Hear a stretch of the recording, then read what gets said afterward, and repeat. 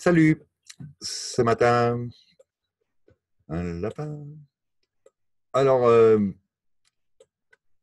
un petit commentaire traduction de la dernière vidéo de Linda Moulton-Hoove du 11 avril 2018 à propos, et alors là, nous allons traiter d'androïdes artificiels non terrestres, ce qui est un sujet des plus brûlants de notre époque d'artificielle intelligence, de robots et de possibilités humaines de plus jamais mourir, tout en étant plus jamais aux commandes de notre corps, voire de nos pensées.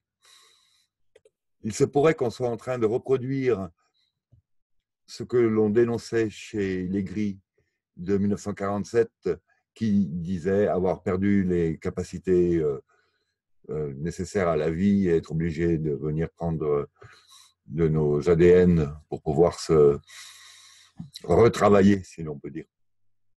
Et finalement, on est en train de suivre le même chemin. Et toujours avec cette sournoise idée de peupler la galaxie tout entière, en voir d'autres autour de ces clones, androïdes et organismes génétiquement manipulés. En avril 2006, il y a donc 12 ans, elle a reçu un email d'un businessman de l'Ohio qui avait 59 ans à l'époque et qui avait des diplômes universitaires en psychologie. Il s'avère qu'il vivait pas très loin de la base Air Patterson de l'US Navy, qui avait travaillé pour un ancien sergent de l'armée de l'air à la retraite, qui lui avait confié avoir été l'un des 5 docteurs de l'armée à avoir étudié des corps aliens à la base de Ray Patterson. Ce sergent était le responsable de toute la région du SAC, c'est-à-dire une aile des commandes stratégiques aériennes, Strategic Air Command. Il ne m'a pas dit précisément quand est-ce que ça s'était passé, mais il m'a semblé que c'était dans la fin des années 40, à l'époque du crash de Roswell. Il m'a dit qu'il avait été réveillé en pleine nuit. Il a été reçu à la base de Air Patterson par 3 généraux qui lui ont fait signer des papiers d'agrément de non-divulgation.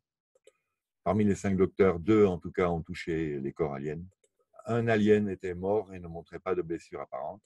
Un autre était brûlé et avait un énorme trou dans la jambe. Il avait le visage figé dans une expression de stupeur et d'horreur.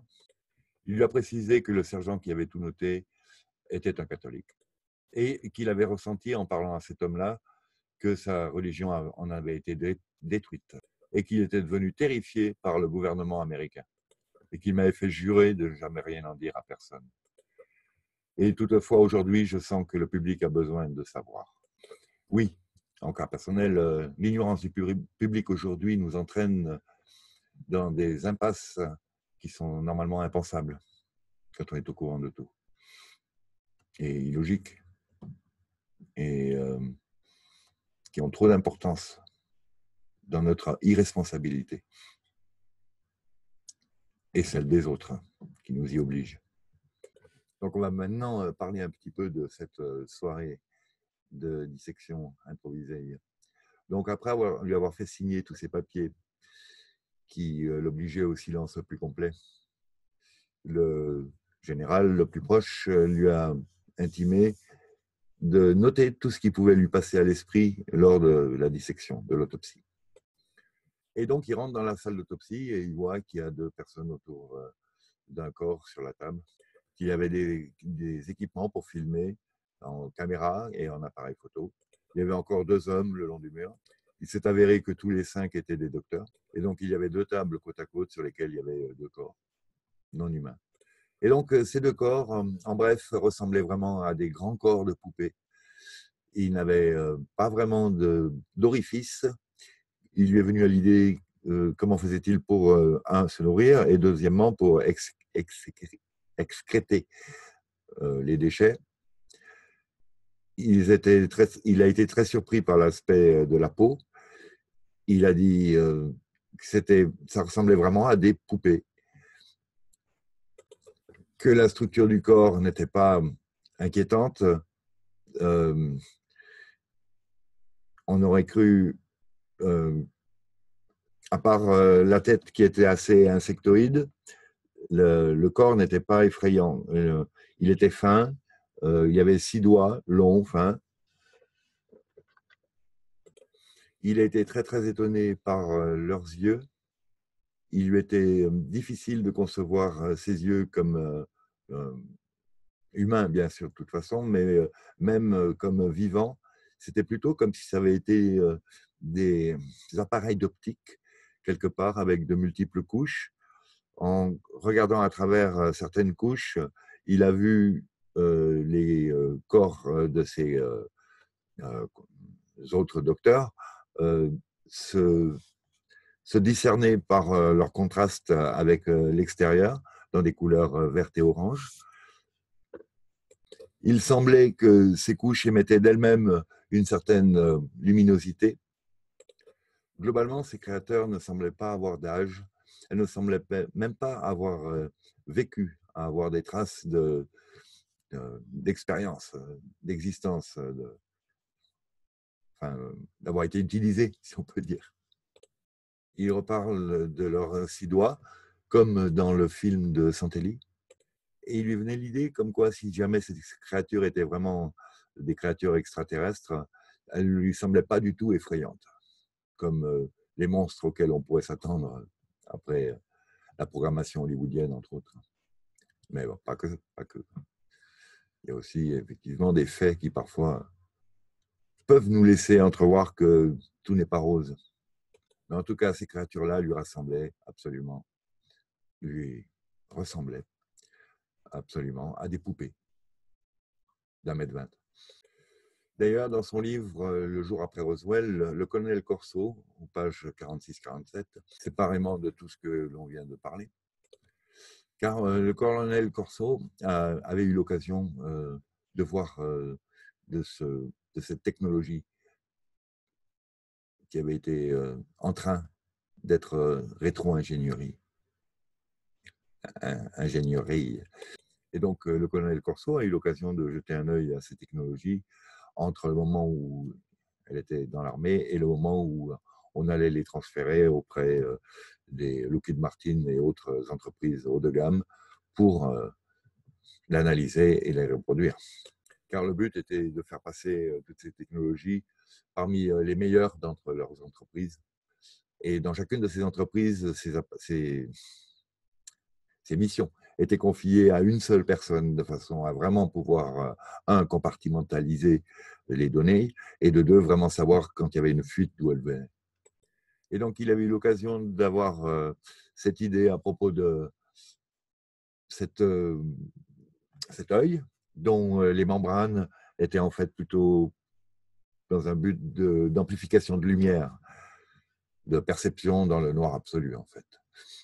Pour en venir aux créatures, il n'a pas remarqué d'organes sexuels. Il se demandait vraiment, vu qu'il n'y avait pas d'orifice et que toutes les créatures vivantes mangent et exècrent des substances, comment celle-là pouvait bien faire. Et en fait, il était plus ou moins en train de décrire des androïdes clonés, ou des clones androïdés. Il se demandait si les particularités des yeux n'avaient pas un rapport finalement avec cette tête assez insectoïde. À l'ouverture de la cage thoracique, ils ont découvert des organes, mais qui n'avaient vraiment rien à voir avec ce que l'on connaît. Les organes ressemblaient à ceux d'un être vivant, mais vraiment rien à voir avec ceux d'un être humain. Ces créatures n'étaient même pas aussi complexes que des humains. Il semblait manquer beaucoup d'organes. Il a vraiment remarqué les mains qui semblaient très longues par rapport au corps et très délicates. À 6 doigts à chaque main. Il était très fréquemment submergé par ses pensées comme quoi il était face à des êtres extraterrestres. Lui, là, et ses collègues, pendant cette nuit-là de l'été 1947, à la base de Ray Patterson. Je ne rigole pas parce que c'est faux, je rigole parce que c'est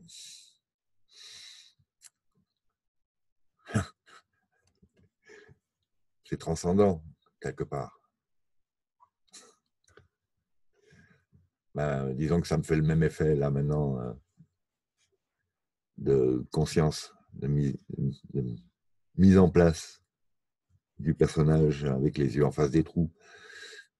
Enfin, comment dire, prise de conscience, lucidité. Il y a des notions intéressantes, là, qui, parfois, s'entremêlent avec des sensations d'ivresse, d'infini, de profondeur, sans parler du flou temporel. C'est amusant. Pourtant, il faut bien se rendre compte qu'à chaque fois, on est face au même sujet, aux mêmes constatations. Depuis les Sumériens, on est confronté à des êtres qui ne sont pas humains et qui se frottent à la civilisation humaine.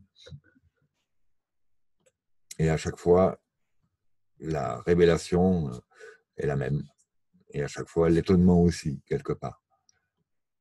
Donc, qu'est-ce que peuvent être ces entités qui étaient dans ce vaisseau, qui soit sont tombées par accident sur la Terre, et certaines personnes disent qu'en fait, c'était plutôt comme un cheval de Troie, de façon à amener la société vers une technologie qui,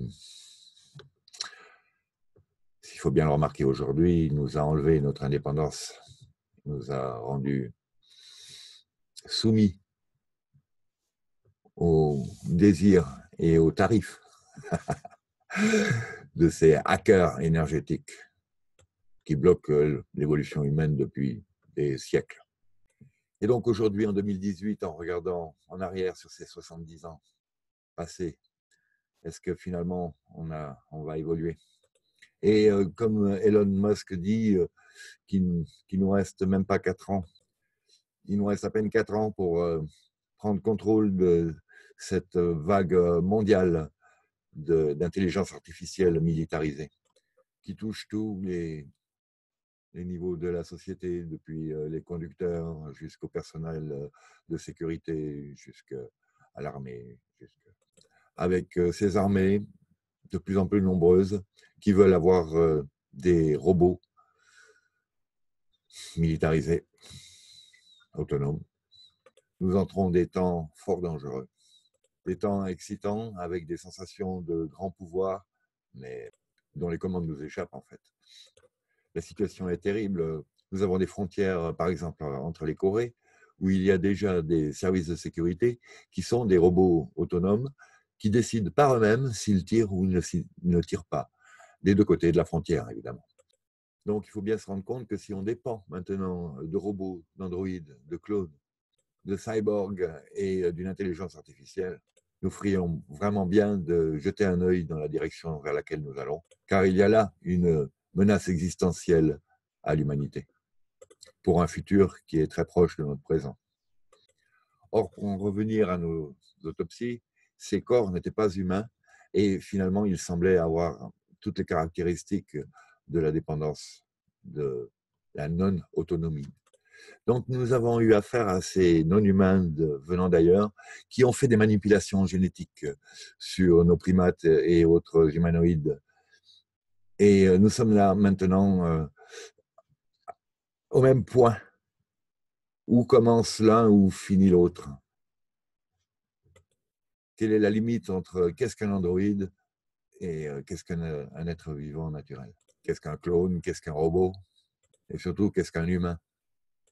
Et ces êtres qui étaient par partie extraterrestre, partie humain, avec des organes de la vision a priori très mécaniques.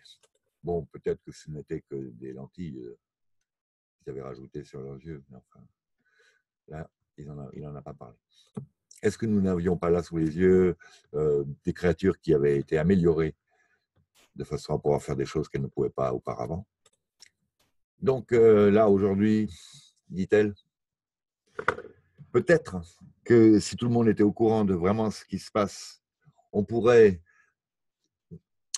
préparer ce que Elon Musk redoute d'ici les 4 ans à venir, c'est-à-dire cette menace existentielle sur l'humanité, par elle-même, à cause de cette invasion de l'intelligence artificielle et de cette lubie qu'ont les humains de tout cloner. Et qu'on se demande, enfin moi je me demande, si elle n'ignore pas là que finalement il y a le cheval de Troie dans la, la supposée amélioration par le biais de l'intelligence artificielle de nos vies, qui ne sont en fait pénibles aujourd'hui qu'à cause des conditions que certains, qui sont à peu près les mêmes que ceux qui dirigent maintenant ces décisions gouvernementales vers l'intelligence artificielle, que ces conditions, donc, ils nous ont mises. C'est les mêmes. Ils nous maintiennent une vie pénible. La solution pour en sortir, c'est eux qui la désirent, c'est pas nous. Tout irait mieux si eux s'en allaient. Enfin voilà. Elle insiste sur le fait que Elon Musk, malgré tous ses défauts, a l'air très effrayé et postule que d'ici 4 ans, si on n'a pas fait quelque chose au niveau des lois, au niveau des décisions, des regroupements d'informations et de la mise à jour des consciences des peuples, d'ici 4 ans, la situation est terminée pour nous. Ouais, ils nous font croire que c'est d'ici 2030, 2040, mais en fait, regardez, quoi qu'on nous fasse, de quelque manière qu'on nous empoisonne, personne ne réagit plus, enfin jusqu'à il y a quelque temps là en tout cas. Et c'est normal qu'ils ne réagissent plus puisque les produits qui les empoisonnent leur enlèvent les capacités de réagir, voire d'avoir accès à leur moi profond ou leur moi supérieur ou à leur réflexion. Ils sont tous en PTHD et puis en hyperactivité, mais sans aucune concentration durable sur un sujet qui leur permet la conscience. Voilà, ben, c'est un sacré cercle vicieux finalement maintenant. Donc il faut reprendre un chemin plus positif et moins totalitaire. Car finalement, ces deux corps-là, quelle était leur relation avec leur chef? Bien, Linda conclut aussi en nous mettant face à cette situation d'obéir à un gouvernement qui est au courant qu'il y a de la vie dans l'espace et qui nous le cache et qui est en train de nous enlever toute capacité d'avoir de futures informations à ce propos qui puissent être vraies. Elle va maintenant prendre quelques questions de la part du public.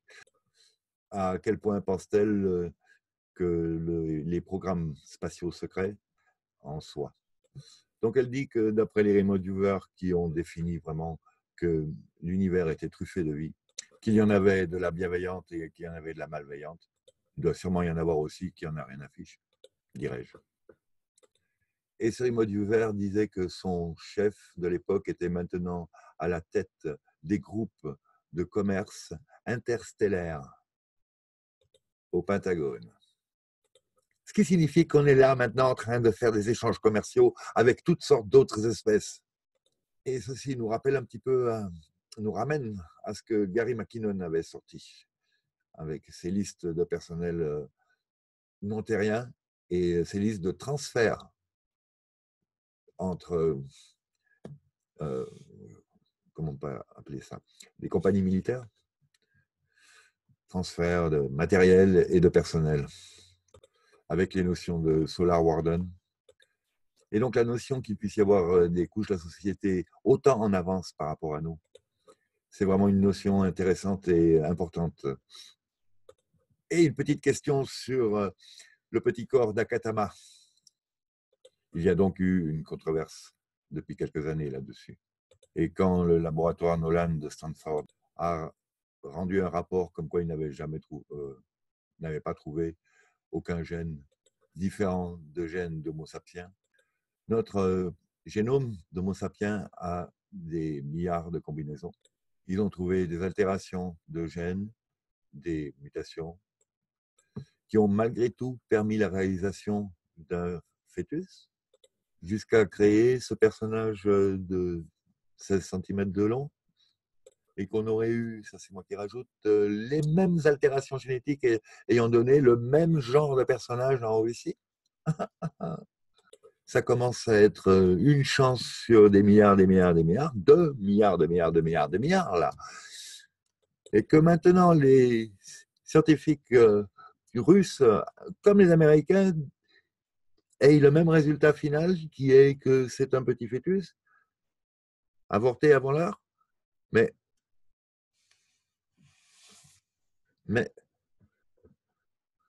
est-ce que ça signifierait pas qu'il y a un certain niveau de gouvernement où il n'y a pas de frontières, que le FSB et la CIA seraient en train d'obéir au même boss, leur donnant la même version? C'est très bizarre. C'était donc ça ma petite réflexion personnelle. Et comme en général dans la population, il n'y a pas le quart d'un centième de pourcent qui a l'instruction et les connaissances nécessaires à comprendre tout ça, nous sommes à la merci de ces petits groupes de scientifiques qui nous racontent a priori n'importe quoi. Donc Linda espère qu'il y aura plus d'enquêtes sur la manière dont les analyses ont été faites. Et en fait, grâce aux petites vidéos que le docteur Greer a fait dans son interview avec Carole Rosin, on sait qu'il y a une magouille monstrueuse avec intervention de la CIA qui met des pressions. Et les docteurs qui ont analysé ça ont une opinion et finalement on donne une autre après aux journaux et au public. Mais ils savent bien que cet être-là n'est pas un humain. Je rappelle qu'il paraît qu'il y a des témoins qui ont vu des observations d'OVNI avec de pareils êtres autour. Hein, donc aux commandes de l'OVNI, on va dire. Donc il n'y a pas que des cadavres, a priori.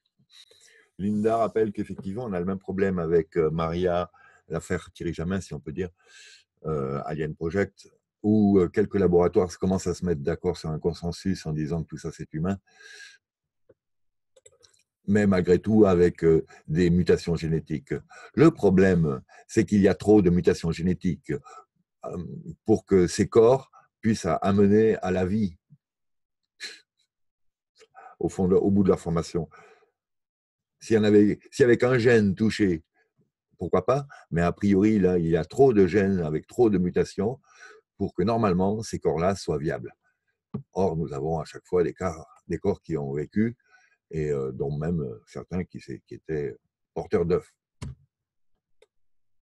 Donc, pour en revenir à To The Star Academy qui promeut cette analyse falsifiée aux conclusions erronées, et d'après Grant Cameron, quel que soit le but qui a été original derrière l'affaire Tom DeLonge et To The Star Academy, nous en sommes maintenant au point où il continuerait à diffuser des vidéos, à diffuser des interviews de pilotes ayant vu des ovnis.